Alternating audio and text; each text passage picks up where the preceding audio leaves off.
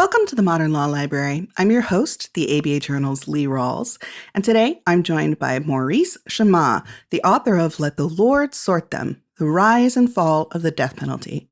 Maurice, thanks so much for joining us. Thank you for having me. So could you first tell my listeners a little bit about who you are and how you came to write this book? Sure. So I'm a journalist. I have a full-time job at the Marshall Project, which is a small nonprofit that covers the criminal justice system. I've been doing journalism around criminal justice in general and the death penalty in particular for about 10 years. And I came to the subject actually even before I was in journalism. I worked for a small nonprofit that had been founded by a capital defense lawyer in Austin, Texas, which is where I'm from, where I live now. And that lawyer had founded this organization called the Texas After Violence Project, which was an oral history organization. We would do these interviews around the state with people who were touched in some way by the death penalty, lawyers, family members of people who had been executed, family members of murder victims. And I just became sort of fascinated with the subject. And as I got into a journalism career, I just continually kept returning to it, expanding out, finding different angles, and realized at a certain point that I understood this wider arc of the death penalty's rise and fall and could kind of tell that story in one book. I have to say, there were definitely points in time reading the book where I really identified with that. I went to journalism grad school at Northwestern, and it was in the early 2000s, which was around the time that the state of Illinois was dealing with its own death penalty. And you do mention that a little bit, but this made me much more familiar with what Texas was doing. And it was fascinating, but I'd love for you to talk a little bit about why you focused on Texas specifically for this book. Sure. Well, Texas has been the epicenter of the death penalty. In the 1970s, the Supreme Court struck down death penalty laws around the country, and states that wanted to keep the punishment rewrote their laws. Texas wrote its law in a very particular way that allowed the state to sentence lots of people to death. It pioneered, the use of lethal injection. And at this point, there have been, more than 1,500 executions in the United States since the 1970s, and Texas has been responsible for more than 500 of them. But in addition to the, political and legal story, there's also a cultural story. There's a sense in which Texas identifies with the death penalty very strongly. Politically, our governors have made it a campaign issue when they run for office, both for governor and then in the case of George W. Bush and Rick Perry, when they run for president, it always comes up in the debates. And the Texas death penalty just has this kind of exotic role for a lot of Americans as the pinnacle of a punitive approach to criminal justice. So I thought that focusing the book there would allow for readers, even who don't live in Texas, who've never spent much time thinking about Texas, to understand how this punishment came to dominate American politics and law to such a degree over the last, generation. If you'd had to come up with an alternate title to Let the Lord Sort Them, I feel like a solid one would have been Death is Different. It's a phrase that appears in the book and really came to mind again and again as a reader reading the book, the way that we have managed to incorporate the death penalty again into our criminal legal system also creates this different world, really, with the death penalty. Could you talk a little bit about what you learned as you were researching the book and meeting people who are involved with capital punishment and dealing with cases that involve capital punishment about the ways in which it is different from a lot of the other criminal justice cases you've worked on in the Marshall Project? Sure, absolutely. So the phrase death is different really comes to the fore in legal circles in the 1970s when there's a series of Supreme Court cases in which the NAACP LDF, the Legal Defense Fund, this organization of civil rights lawyers, is arguing to keep the death penalty out of the legal system. And at various points in the oral argument, the lawyer arguing for the LDF, Anthony Amsterdam, uses this statement. He says, death is different. And I actually have the quote here. He says, "If you don't accept the view that for constitutional purposes death is different, we lose this case. Death is factually different. Death is final. Death is irremediable. It goes beyond this world. It is a legislative decision to do something, and we know not what we do." And that is a reference to, Jesus' statement on the cross. And the Supreme Court brings the death penalty back. these civil rights lawyers lose ultimately. But in bringing it back, they also create a basically separate body of jurisprudence of law around the death penalty that gets increasingly complicated to the point where lawyers really have to specialize in it. A prosecutor might work their way up in an office from misdemeanors to felonies and might eventually try death penalty cases and then can go back to doing all sorts of, complex white collar cases, et cetera. But on the defense side, what you see is the development of a network of lawyers around the country who specialize in just doing capital defense, and even more specifically in habeas law, which is the later stage of appeals where you attack the death sentence and the conviction in a broad way. You reinvestigate the entirety of the case, and these lawyers really make their careers doing that.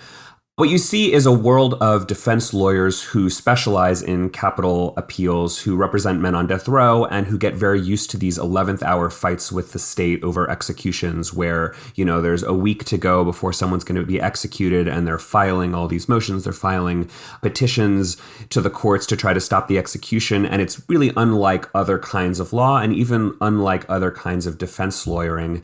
One thing I saw over and over again throughout the research, and I don't think I would have realized this if I hadn't spent so long looking at different cases, is the way that the death penalty being different kind of poisons the relationships between lawyers. One anecdote that I don't think made it into the book that I found so fascinating was that in the 1970s, you had, a series of cases at the Supreme Court where civil rights lawyers who were representing men on death row were fighting with, attorneys general for the states. And these lawyers would actually hang out with each other. They would get dinner, they would get a drink. There was a general level of friendliness between them. I interviewed one former attorney general, former assistant attorney general, and she said, "Oh, say hi to that civil rights lawyer for me. I haven't talked to him in years." But fast forward to the 90s, to the early 2000s, when executions are really happening and people's lives really feel like they're on the line. In the 1970s, the death penalty was still kind of an abstraction. There weren't a lot of executions yet. But once executions are happening and it's a life and death issue, the lawyers really come to hate each other. I mean, they're accusing each other at the Bar Association of malfeasance. They're attacking each other in the press. They're accusing each other of having a bloodlust. One investigator for a defense firm told me that he almost got into a fist fight with a prosecutor at a bar in Austin. And I believed that story because I just heard so much enmity between these two sides. And I realize that lawyers on opposite sides of a case can get mad at each other, but in the death penalty context, it did feel different. It felt like there was a special level of just toxic disdain for one another because there was this perception, by prosecutors that these defense lawyers were skirting the rules to get these, murderers to escape, their just punishment. And the caricature on the other side is defense lawyers saying that these prosecutors are bloodthirsty and just want to murder their clients, who are traumatized and mentally ill, et cetera. So you just see a level of discord that I have never encountered elsewhere, even in the rest of the legal system. That's fascinating. Another thing that struck me when I was reading the book, in the beginning, you talk about how when America was founded, the United States were founded, the early parts of the 19th century and even the beginning of the 20th century, we were not necessarily the leaders around the world when it came to actually imposing the death penalty.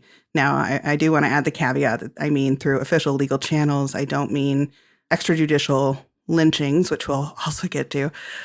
And that when the death penalty was removed as a potential punishment, there were many people who just thought, well, this makes sense. We've been using it less and less. Why would we even keep it around? How did we get from that point to having the death penalty reinstated and then starting to execute people with a real fervor? So in the 1960s, as you say, the death penalty nearly disappeared in the U.S. I was shocked when I found these old clippings where district attorney candidates in Houston were saying, the death penalty is kind of useless. We don't really need it as a society. And these were prosecutors, who 30 years later would be some of the biggest supporters of the death penalty. In the 1960s, as executions slowed down, there were public polling done, and the number of Americans who supported the death penalty was ticking down. It was well under 50% in those years. But in 1972, the Supreme Court strikes down the death penalty, and in doing it in this big dramatic way, it causes a backlash. It allows the death penalty to be seen, especially in the South, as a kind of states' rights issue. This is coming after an era of the Civil Rights Movement, the Voting Rights Act. There's a lot of antagonism to these kind of Washington decisions that are getting made by Congress and the Supreme Court in southern states. One version of that is, criminal procedure law.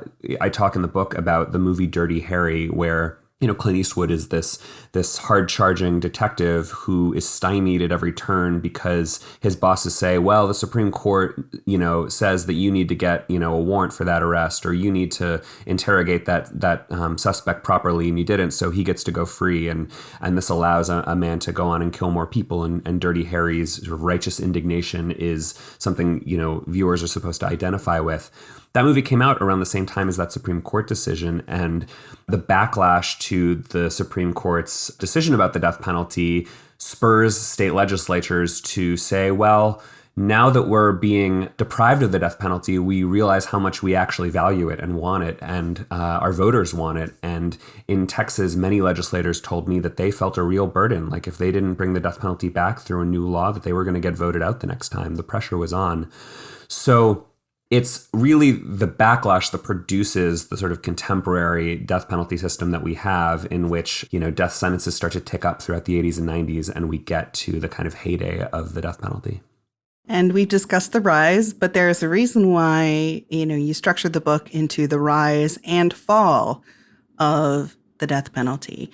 So let's get to the fall part. We've talked about how, the death penalty was brought back. People were being sentenced to death. Executions were being carried out regularly. What started to interfere with that, or what started a backlash to that backlash? When I called the book The Rise and Fall of the Death Penalty, it didn't seem like a particularly controversial or surprising title to me, because it seemed so obvious that the number of death sentences and executions were disappearing. The book came out right after the Trump administration pushed through 13 executions, and so it did not seem like the death penalty was falling, really, if you were just coming into it. But I sort of now am continually making the point that no, the number of new death sentences and executions every year is still on the decline, even with Trump, even with Texas continuing to execute. And that story really begins at the end of the 90s. There's a handful of different cultural forces and legal forces that all come together. George W. Bush is the governor of Texas at the time, and he runs for president. And in running for president, his tenure overseeing the country's most active, death penalty system becomes something that's talked about on the campaign trail.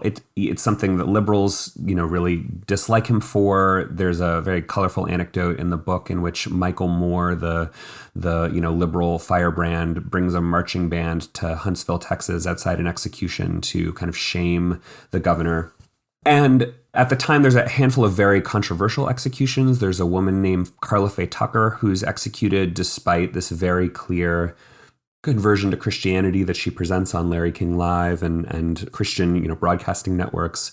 There's a case of a man named Gary Graham, who's a black man and is believed by many, including many celebrities, to be innocent, and hundreds of people flock to the streets outside that execution. All of these big, famous, controversial cases lead even more conservative leaders in Texas to not say that they suddenly dislike the death penalty, but that they're a little more skeptical and a little more worried about the system sort of getting it right every time. And so Texas legislature comes back into session in 2001 and passes laws that improve defense and improve the ability of people on death row to get DNA tested in their cases. This is also coming off a big scandal in Illinois, where it's shown that many people on death row are innocent. There's a real concern that innocent people might have been executed, and this just leads elected officials across the country to question things, to allow laws to get through that improve the rights of people on death row and just slow down executions. And then there's another big part of the fall that I think is one of the least understood and one of the most important. And this is a concept called mitigation. So since the 1970s, defense lawyers have been doing investigations into the lives of the people they represent. But in the early 2000s, you really see the skill sets of these defense lawyers go into overdrive. The Supreme Court rules in a few cases in ways that really help these defense lawyers get funding from the courts. And this leads to these really robust investigations of their clients' lives that then end up convincing prosecutors and juries to, exhibit mercy in these cases. I tell in the book the story of a man named Juan Quintero, who was convicted in 2008 of murdering a police officer in Houston. Houston at the time was the death penalty epicenter of Texas, which was itself the death penalty epicenter of the country. So Houston was the kind of place where someone who murdered a police officer was on a glide path towards death row. He was also undocumented. This was a time of debates about immigration that really presaged the Trump era. And Quintero just seemed like he was going to be sentenced to death, but his lawyer, a woman named Dana Lynn Reeser, mounted this sort of stunning investigation into his life where she sent a team throughout Mexico to collect every school and hospital record and talk to his family members, not just his cousins, but his fourth cousins and his, classmates from when he was in elementary school. I mean, just this unbelievably complex investigation. And what she does with that is convince the jury not to oppose the death penalty, but just to oppose it for Juan Quintero, to say that this man has just enough sort of trouble in his past and capacity for redemption that his life is worth saving. And the Quintero case was a dramatic example of a defense lawyer winning, but across the country, you see more and more examples of defense lawyers convincing juries to spare the lives of individual defendants. And you also see defense lawyers convince prosecutors that they might lose at trial and that it's not worth it to even try to get a death sentence in these cases. And they negotiate basically a plea deal where the defendant admits to the crime and the prosecutor agrees to a life sentence in prison without parole, and the case is resolved that way. And so all of these forces are kind of all coming into play in the early to mid 2000s to drive the number of new death sentences down. One aspect that I didn't know about before reading the book, and that helped explain a little bit at least why a lot of these cases were ending up in death penalties, was that for a very long time, life without parole was not an option in Texas. Can you talk a little bit about the impact that having that option has made for juries who are asked to consider capital punishment? Absolutely.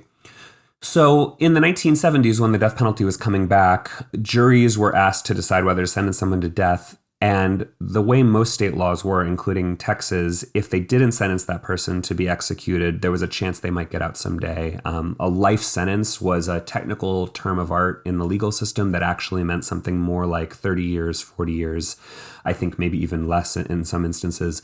And this meant that juries felt like they had to sentence people to death if they wanted to ensure there was no chance that they would ever get out, because there was a fear that they would commit, more murders. And I actually interviewed a legislator from the 1970s, and I asked him, did you consider life without parole as an option back then? And he said, oh no, I think that would be worse than the death penalty. That just seemed cruel. And that was shocking to me, because fast forward 40 years and we think of the life without parole sentence as a very harsh sentence, but still a more lenient sentence than the death penalty. But what you've seen is that many states have passed these life without parole sentences, often because prosecutors want an alternative to the death penalty. Defense lawyers are happy to have that as an option to drive down the death penalty. And it works. I mean, it's one major reason why we have fewer death sentences. But at the same time, the number of life without parole sentences since these, became an option have really skyrocketed. There's far more life without parole sentences across the country than there were ever death sentences. And, you see that there's almost like a devil's bargain in the decline of the death penalty, that we gave up the death penalty in many states, but we almost got something worse depending on how you, sort of morally measure these things. My ears perked up during the Democratic debates for the presidential nomination a couple years ago, because all of the candidates were asked if they supported the death penalty, and all of them said no. But Elizabeth Warren, who was a very liberal on a number of issues, said part of why she supported the end of the death penalty was she actually thought that life without parole was worse and that was okay. And there was this kind of punitive strain in her remarks that really surprised me. And it suggested that even as we've turned away from the death penalty, there's sort of a long way to go in terms of Americans turning away from a reaction to crime that says, punish this person. Well, and certainly it's occurred to me the current efforts that are being made and have been being made for, more than 20 years to look into cases in which people were sentenced to death that then end up finding either wrongful convictions or actual innocence. It really makes you think, okay, well, attention was paid to these cases because the sentence was death. How many cases are there out there where there were similar wrongful convictions, there were similar actual innocence cases, but because they ended in life without parole, we will never hear the names of these people, and they will be unable to find attorneys or activists to help them. That's right. There's a man incarcerated in California who started something called the Other Death Penalty Project, and he's trying to make the point that a life sentence is the other death penalty, and in some ways is worse because nobody's working on your case. You don't have the right to a lawyer that you have in death penalty cases. In death penalty cases, the legal system has effectively said over and over again, you can't execute somebody who doesn't have a lawyer. And that has meant that many of these people on death row have lawyers, and in some cases very good lawyers, sometimes even pro bono lawyers from major white collar firms, white shoe firms I should say, doing their appeals. And that means that all sorts of issues like problematic forensics, prosecutors hiding evidence, defense lawyers at trial who do such a poor job that no one would think that this sentence is okay, defense lawyers who fell asleep.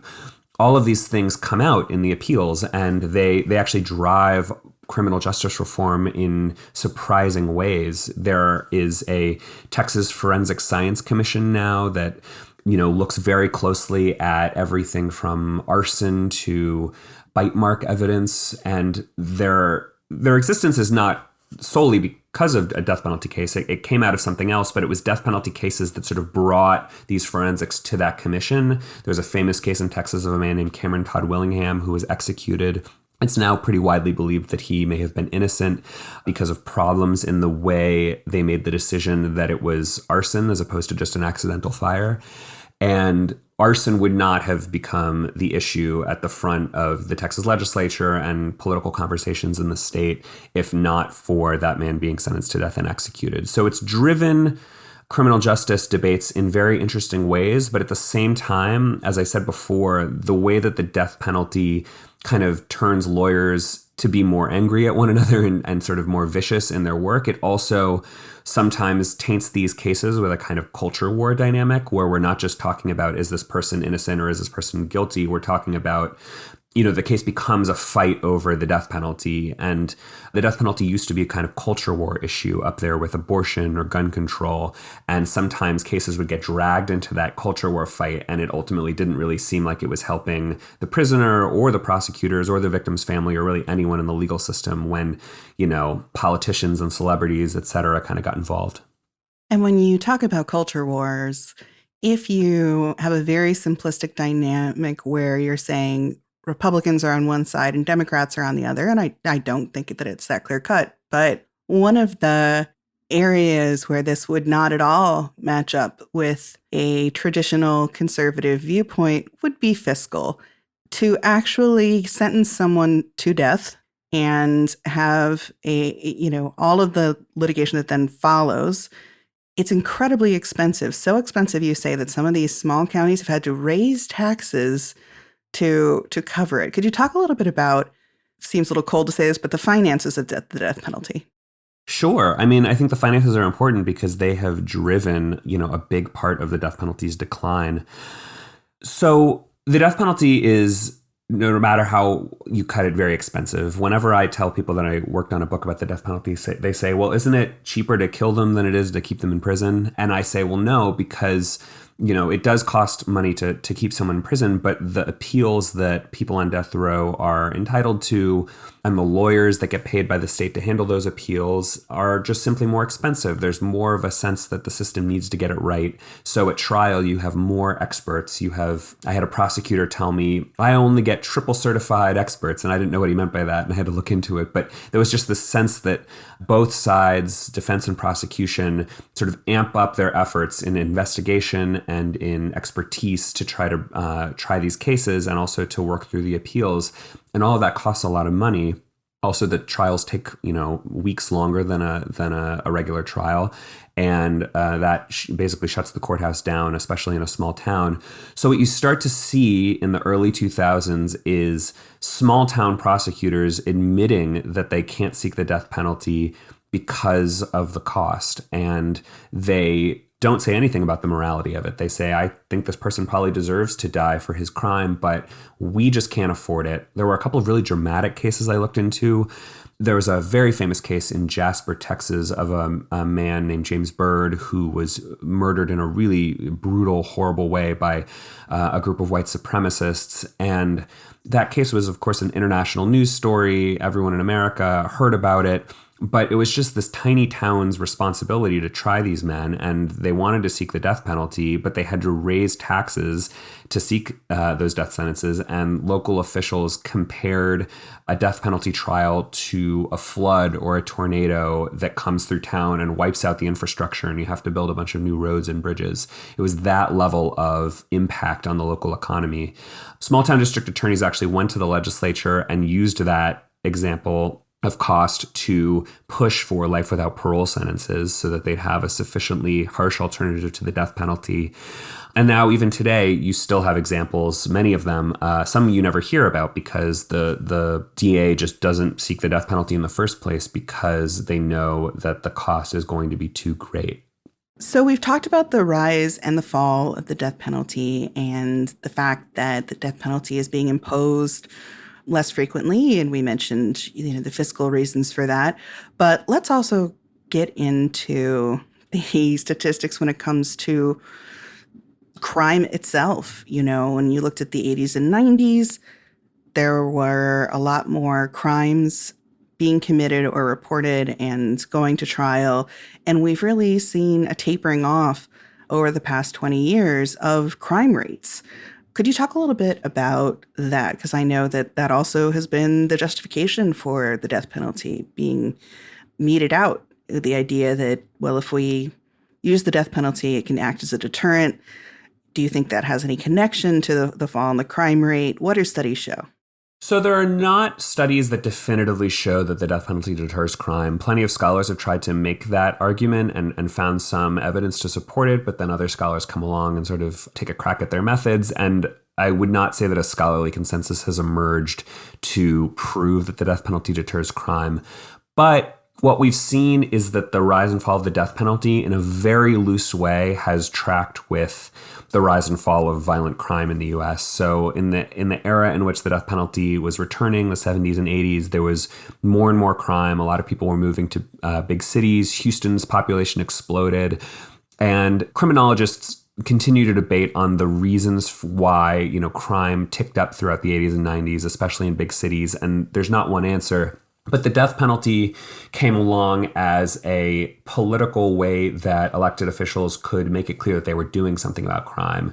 They didn't really, frankly, understand why crime was going up. And the problems of how to solve crime to this day are extremely complex because they're institutional and they have to do with our mental health system, our education system, poverty, addiction. You can't solve those problems easily or quickly, but the death penalty often makes it feel like it seems like you can. It allowed governors, elected prosecutors, and judges convey to the public that they were doing something about crime, that they were, sending the worst of the worst to execution, and that this was at least something, dramatic that they could do to scare other people from committing crime. And then over the course of the early 2000s, crime went into decline. Again, criminologists, very smart people, debate all of the reasons for it.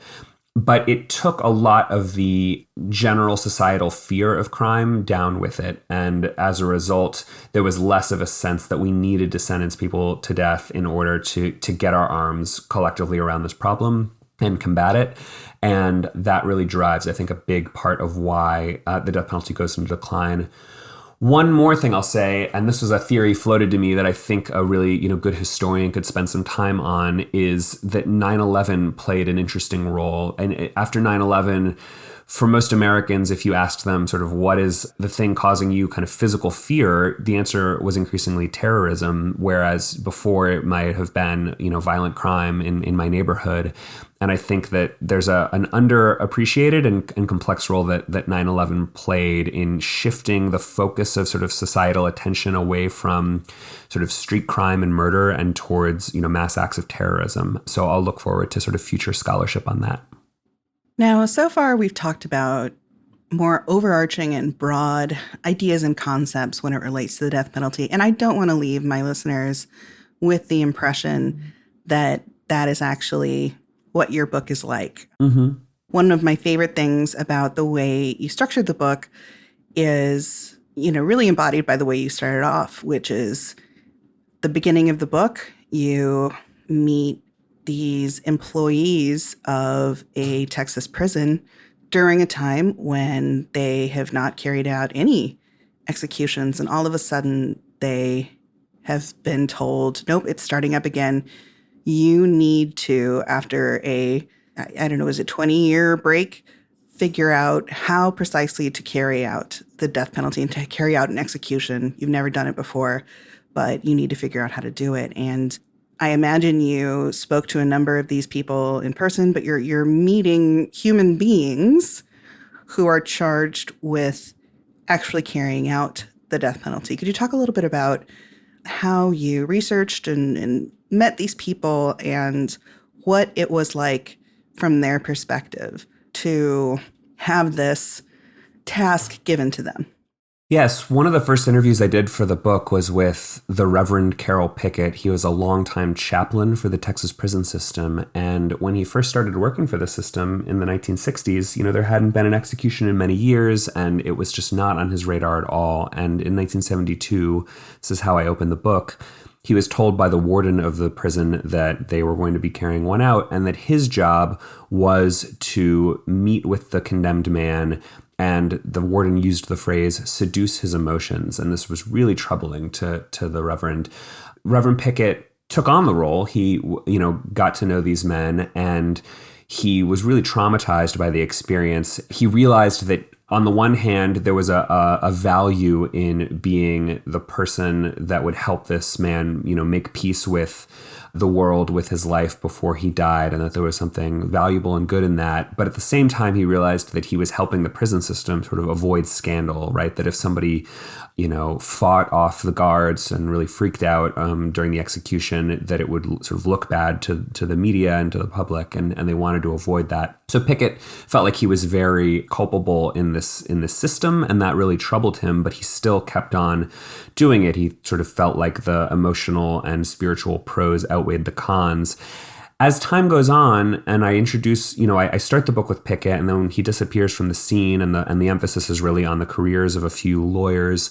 But Pickett comes back in the middle of the book, and we meet him again, and he's been, carrying out these executions, dozens and dozens of them, and eventually he's noticing a kind of trauma among all of the corrections officers who work with him and who are tasked with these jobs. And he sees how the trauma of these executions touches all of them. One man, in fact, has a kind of panic attack and starts crying and goes to Pickett for solace. And Pickett has this metaphor he shares with him of a vase of water, and each execution is like a drop, and any particular one isn't going to sort of wreck this man emotionally, but eventually the vase overflows, right? And I used Pickett and these executioners as their most vivid example in the book of how the death penalty, even for people who support it, even for people who feel that it's justified and play some role in carrying it out, it haunts them and it traumatizes them in surprising ways, in ways that don't even become clear to them for many years. And the book attempts to give a sort of 360 view of this institution. So I spend some time not only on the executioners, but also on the family members of the murder victims, who witness these trials and executions and have really varied experiences and emotionally when it comes to the punishment. There's the family members of people who are executed. We spent a lot of time on the lawyers, but a woman who was a prosecutor and later became a judge, and another woman who was a defense lawyer for her whole career. Both of them sort of form the sort of twin core of the book, where you continually sort of watch their careers develop, circling around the death penalty and the bigger trends in the death penalty's rise and fall. When it comes to the families of both the people who were sentenced to be executed and the people who their family members died at the hands of the person sentenced to be executed, I really come back in my mind to the children, what happened, and I'm not going to remember off the top of my head the names of the man who was executed and the man that he killed, but there was a man who was working for a car dealership and ended up being shot in the head in what may have been a kidnapping attempt or a cold-blooded execution. It's really not very clear from the circumstances. And one of the men involved in that ends up facing the death penalty and being executed. And you looked at the children of both these two men, and both sides seemed traumatized, but in different ways and in intersecting ways. Could you talk a little bit about, did you see commonalities between the families on both sides of this issue? I did, insofar as, after an execution, you now have two sets of children, if the prisoner had kids before they went to prison, who have suffered a tremendous loss. And those losses are very different. In the case of the murder victim's family, it's very sudden. And in the case of the children of someone executed, it's a long-term, waiting for, their loved one to be executed by the state. But in both cases, you have different forms of grief and also a sense of tremendous isolation, because so few of the people they meet in their lives can really understand and identify with what they've been through. In the book, I start the book with the case of Charlie Brooks. Charlie Brooks was the first person to be executed by Texas in what we consider the modern era. This was in 1982. That's the execution that Carol Pickett first participated in. And I open the book with an introduction to all these different people who had some vantage point on that Brooks execution. And I wanted readers to sort of understand it. And then as the rest of the book goes on, and there's, many more cases where you're just, a couple sentences, you're hearing about these, cases. I wanted everyone to kind of remember that every case has all of these people connected to it that are touched in various ways, from the warden and the chaplain and the family members, all the way to the journalists who interview the men on death row. In the case of Charlie Brooks, he had two sons before he went to prison, and his sons did not witness the execution, but they drove to Huntsville and stood nearby in the building as it happened. And then the man that Charlie Brooks was convicted of killing was named David Gregory, and he had two very young children at the time. And there were, in newspaper clippings from the time, the names of those children and of his widow. And I spent a lot of time during the research looking for them, because they had not appeared in any journalism since then. They had just sort of disappeared into the world like people do. And eventually I found them and had a really sort of rich, fascinating conversation with both the daughter and the son and the widow. And the son had himself been to prison. He had briefly joined a white supremacist gang, in part because he was so angry at the black men who had killed his father. The daughter ran away from home because she had conflict with her stepfather and she became pregnant at a young age. And there's all of these moments where she's wondering, how might my life have turned out differently if my father had not been murdered? And then she logs on to Google and is researching, the case in which her father was killed when she was a little kid. And finds these oral history interviews with the sons of Charlie Brooks, the sons of the man who was executed. These were actually interviews conducted by the Texas After Violence Project, the organization that I mentioned earlier, was my entry point into this world. And her reactions to those interviews were really fascinating. On the one hand, she felt kind of frustrated at the way in which they seemed to be doing all right, even though their father was executed. But at the same time, she also said, I can't fault them for what their father did when they were kids, right? And I wanted the book to have a sense of just how unresolved a lot of these issues are and the ways in which our system ultimately sort of fails to bring a long-term sense of peace and healing and justice to families on both sides of these cases. I mean, plenty of people do come away from the cases, doing all right in life and having, happy, successful, thriving experiences in life. But over and over and over again, you see just this sense of grief and this sense that surely there's a better way for our society to handle these crimes that don't have such long-term devastation and bureaucracy and difficulty. And really one of the selling points for the death penalty is supposed to be that there is a finality, that once this person has been executed, that something will be over. And to be fair, there do seem to be at least a few families of victims who say, yes, finally, once he was executed, I felt it was over. I felt it was finished. I felt finally we were done. But, as you said, it did not seem to me reading the book that death really was the end to the grieving process or to the effects that this had on both families. So I did find cases in which the family members felt tremendous healing from watching an execution of the person that killed their loved ones, but I had to keep in mind that is fairly rare. I mean, even after someone is sentenced to death, the likelihood that they're actually going to be executed is fairly low.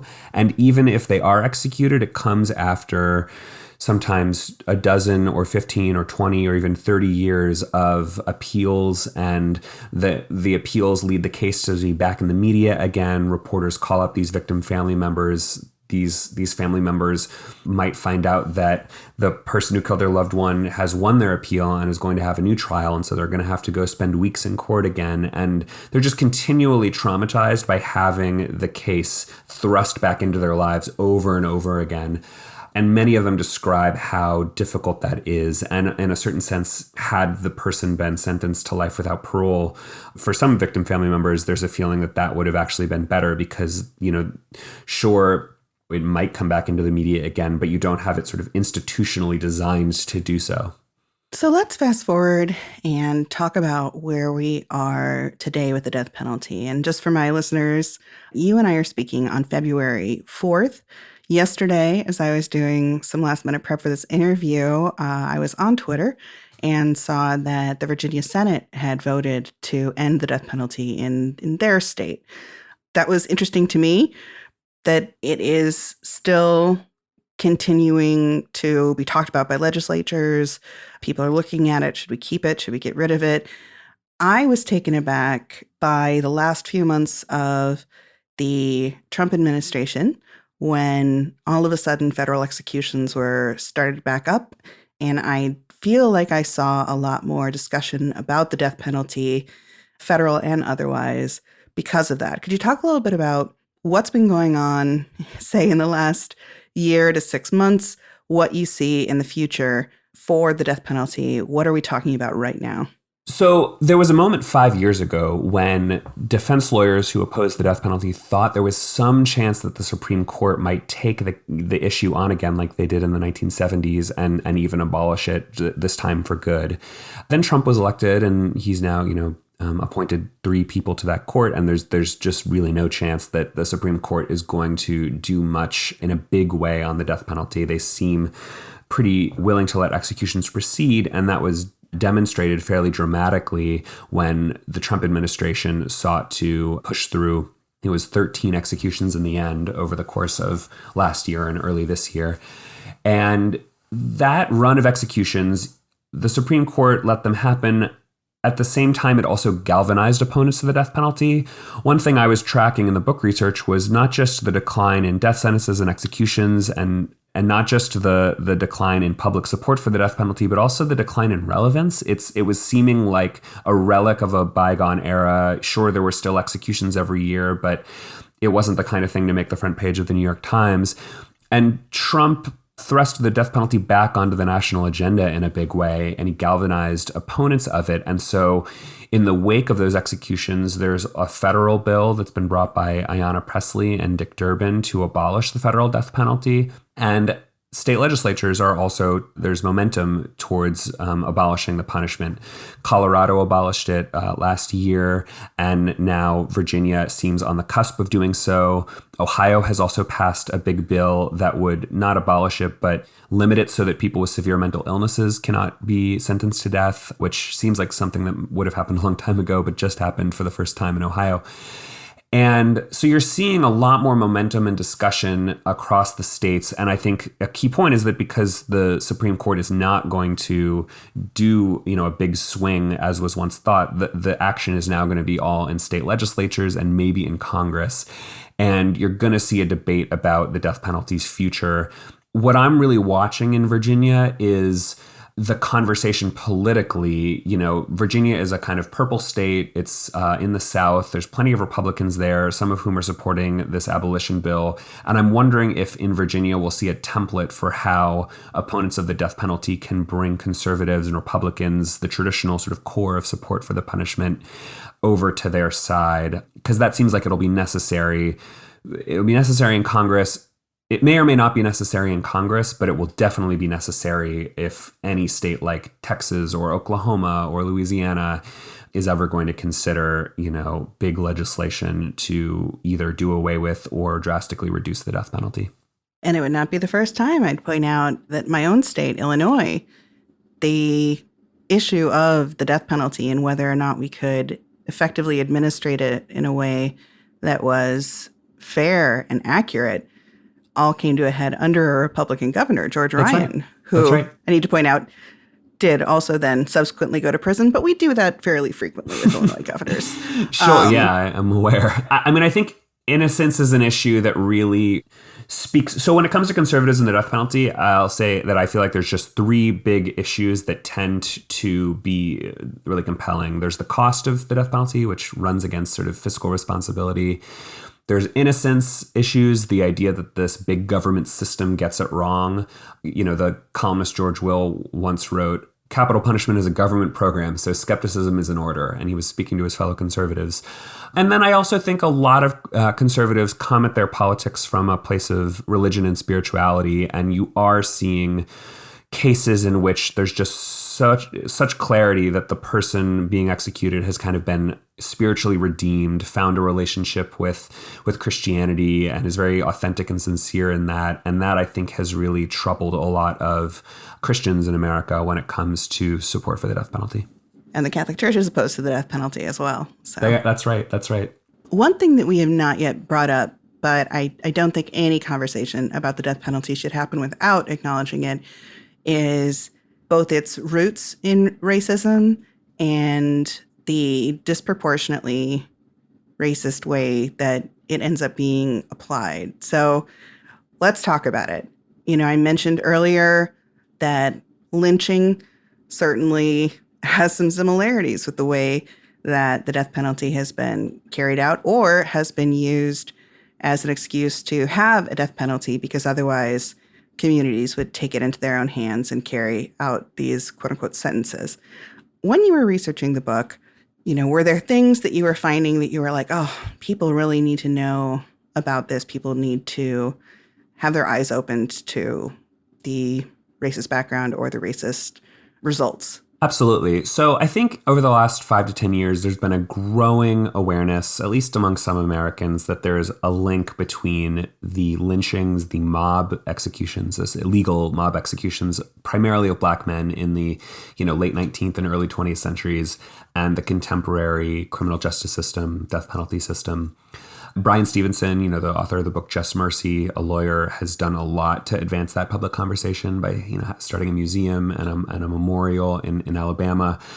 Texas is behind in that regard. We do not have a big museum or memorial like the one there. And In Texas, there's a tendency to put up a smokescreen and say that lynchings weren't really about race, that they were the product of, good old-fashioned cowboy frontier justice. I talk in the book about an ad for salsa, for paste salsa that ran in the 90s, in which these cowboys are eating salsa. It's an old Western scene. They're around the wagon.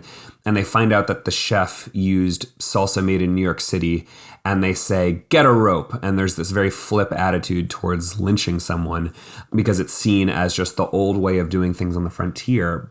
But what I think people need to understand is that Texas is the Deep South. East Texas is virtually indistinguishable from Louisiana, Alabama, Mississippi in that regard. Lynchings were rampant here. As you get into the early 20th century, there's a very complex and interesting and relevant connection between those lynchings and early legal executions. There's a story I mentioned in the book of a man named Dick Garrett, and I feel like this case should just be known really more widely. He was convicted of murder. There's not a question of innocence or guilt, really, but he had a trial that lasted 4 hours. And while he was in the courtroom, allegedly, he could hear the sound of saws and hammers outside the courtroom because they were building a scaffold to hang him because the outcome of the trial was a foregone conclusion. And, a big crowd of people watched this. Many of these executions, they were legal, but crowds watched them and they were virtually indistinguishable from lynchings. And then over time, you start to see the state leaders, local leaders become uncomfortable with these big crowds watching people get killed. And they start to put executions behind closed doors. They first start using an electric chair, then eventually you get to lethal injection. And there's one scholar, I found this really fascinating. The scholar David Garland describes some executions as anti-lynchings, that they sort of they're supposed to look like the opposite of a lynching because, state leaders, the public are uncomfortable with the idea that we're lynching people and need to make it look as little like that as possible. But in there's a recognition that there's a relationship, right? So you get into the 1970s and 1980s, and this is the era in which crime is on the rise. And, leaders like Nixon and Reagan talk about crime in a way that is very racially coded. They do not say all these crimes are being committed by black men, but they imply it. Many listeners may remember the Willie Horton ad in the 80s against the presidential candidate Michael Dukakis, which was all about, associating him with black criminality. And at the same time, you see the death penalty used disproportionately, in part disproportionately against black defendants, though the effect there is relatively small. But where you really see it, and there were some studies that were done on this in the 1980s, you really see it in the race of the victims, that when the victim is white, the likelihood of somebody getting the death penalty is much, much higher. And there's a valuing of sort of white lives in the system. So I think that, part of the project of the book, and I think that this is just an ongoing project for all of us, is untangling some of these connections between lynchings and race and the contemporary death penalty and criminal justice system and all of the ways that we, allow disparities in race and tell ourselves that it's not about race. We tell ourselves that this is just justice and, the legitimate punishment for crimes. But when there's a lot of discretion, when there's a lot of human decision-making in the system, whether it's by prosecutors or juries, inevitably you start to see these troubling racial disparities too. Well, we've been discussing your book, Let the Lord Sort Them, The Rise and Fall of the Death Penalty. But I just would love for you to talk a little bit more about the Marshall Project itself. Now, if you are a reader of abajournal.com, you may have seen some of the Marshall Project stories reposted with agreement on our site. And just as a journalist and someone interested in legal issues, I've just always been really fascinated by the work that you guys do. Could you talk a little bit about the Marshall Project? Sure. I'd love to talk about the Marshall Project. It's been my my life for the last 6 years. The Marshall Project is a small nonprofit newsroom. Well, I used to say small. We're growing slowly but surely and are a lot bigger than we used to be. And we cover criminal justice. We are funded by a variety of sort of philanthropic grants and also individual small donors. And all of our reporters exclusively cover the justice system. We cover policing. We cover jails, prisons, courts, immigration courts. And we have a lot of data reporters who build databases that allow us to say more sophisticated things about trends in the justice system. And we cover individual cases that sort of speak to these larger trends. It was founded in 2014, and the first editor-in-chief was a man named Bill Keller, who had previously been the editor of the New York Times, and he brought this sort of very traditional but very kind of solid approach to just serious journalism that isn't about that isn't about trying to tell readers what the solutions to some of these problems are, but the mission statement is to create a sense of urgency around criminal justice, to, increase the amount of just attention that readers and politicians and others are putting on the justice system to try to unwind some of these issues that are now widely recognized to be problems. The fact that, the United States is one of the biggest prison systems in the world, and that those prisons are filled disproportionately with people of color. Also, I should say, were founded in, the era of, the police killing of Michael Brown and Freddie Gray and Eric Garner. And now, 6 years later, we're seeing the second wave of attention on those issues with the death of George Floyd and Breonna Taylor. We're kind of seeing the way that our reporting is starting to trickle out into policy conversations, into other reporting and local newspapers around the country. So I'm very proud of the work that we do. And I, work on long investigative stories. I specialize in more sort of magazine feature style stories. And then I also continually, along with a colleague named Carrie Blakinger, cover death penalty issues. And one of the things that I've enjoyed following through the website, or I don't know if enjoyed's the right term, but you cover inmate issues very well. And during the pandemic era, looking at what is happening in prisons with COVID-19 infections, or even just how prisons are dealing with the added stresses of the pandemic. And it's chilling in many instances, but hopefully is opening some eyes to protections that need to be instituted. Thank you for that. Yeah, prisons have been our kind of bread and butter in terms of coverage because we recognize that they're hard to cover. The U.S. prison system is the size of a city, and, there's hundreds of prisons around the country, different issues in all of them. So what we try to do is do investigative stories, maybe about a prison that is failing in its efforts to stem COVID-19 or isn't making any efforts to stem the virus.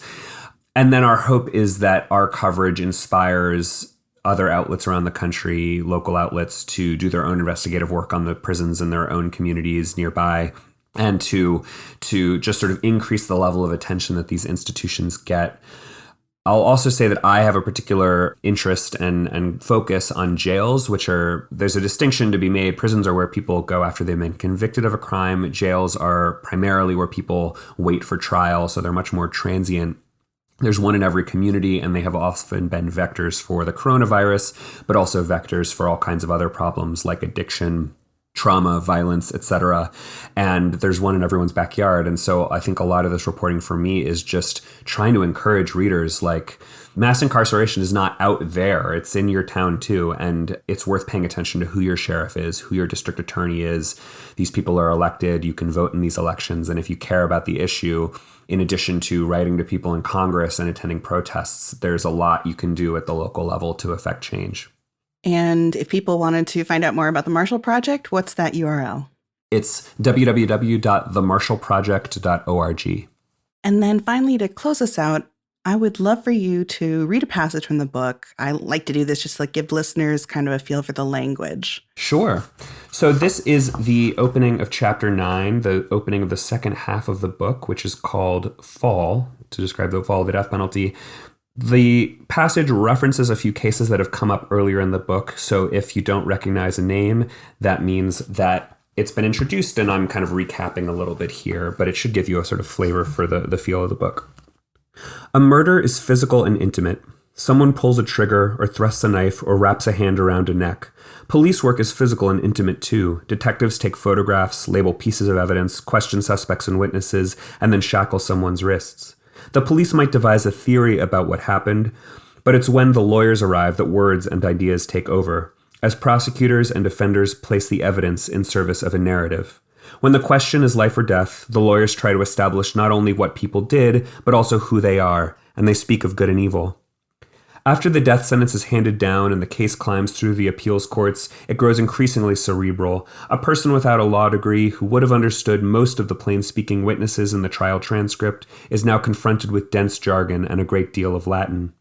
At the top of the system, the Supreme Court works out constitutional interpretations that apply to thousands of cases, and abstraction prevails. When the court was listening to arguments in 1976 over whether the Texas death penalty law was constitutional, and the state's attorney general told the justices the story of how Jerry Jurek had strangled his victim, Wendy Adams, Justice Lewis Powell had bristled at the intrusion. He and his colleagues were supposed to decide whether the Texas death penalty law comported with the Constitution. The grisly details of one murder could only be a distraction. But when a case has finally been rejected by the highest court, it returns, for a moment, to the intimacy with which it began. The governor, or in a federal case the president, decides whether to grant clemency, holding singular and total power over a person's life. Defense lawyers shift their arguments from the legal to the personal. Danelin Reeser submitted her client Carl Kelly's artwork and interviewed his family to demonstrate his struggles and his moments of kindness. If journalists cover the case, the public gets to know the murderer again, often for the first time since the trial, and if there are doubts about his guilt, about whether the crime was really the worst of the worst, about redemption, they now appear, turning the question of life or death from a legal fight to a political one. If celebrities or activists are going to get involved, this is their cue. If the final push for clemency fails, and it usually does, the center of action shifts suddenly from the highest realms of politics, from the governor's office on the second floor of the Capitol building in Austin, 150 miles east, to a room at the Walls unit in Huntsville, where a group of men are given a task as intimate as the original killing, another killing. They strap the body of a man, or occasionally a woman, to a gurney, insert a needle into their arm, and then send chemicals through the needle and wait for their heart to stop. Then they unstrap the body and lift it into a casket and place the casket in a car that will leave the prison grounds. Beginning with Charlie Brooks's execution in 1982, they performed these tasks 4 times a year on average in the 1980s. In the 1990s, they carried out one execution per month. In 2000, the year that executions peaked in Texas, they executed 40 people, including, in a few instances, 3 men in a single week.